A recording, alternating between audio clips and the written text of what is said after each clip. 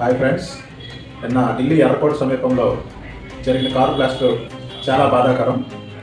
అది మీ కళ్ళకు కట్టినట్లుగా ఆ దృశ్యాన్ని నేను ఏఐ సహాయంతో వీడియో క్రియేట్ చేసి మీకోసం చూపిస్తున్నాను. ఢిల్లీ ఎర్రకోట మెట్రో స్టేషన్ గేట్ నెంబర్ 1 సమీపంలో సాయంత్రం పెద్ద బ్లాస్ట్ జరిగింది. ఒక కారు I-20లో పేలుడు జరిగింది. మృతులు 13 మంది, 30 మందికి తీవ్ర గాయాలు. దేశవ్యాప్తంగా రెడ్ అలర్ట్.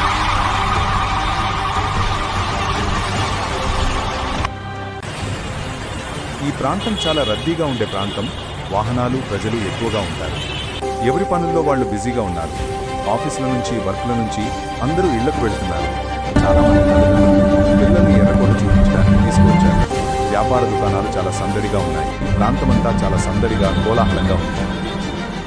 అదే టైంలో ఒక్కసారిగా కార్ బ్లాస్ట్ జరిగింది.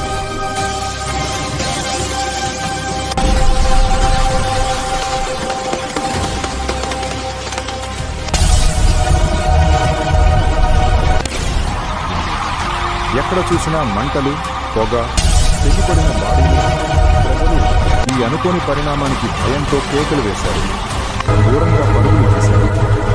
ప్రాణాలు కోల్పోయిన ఎంతోమంది మృతదేహాలు అక్కడ పడి ఉన్నాయి. ఇంకా కొన్ని వాహనాలకు నిప్పంటుకుని బైక్లు, కార్లు కాలిపోయాయి.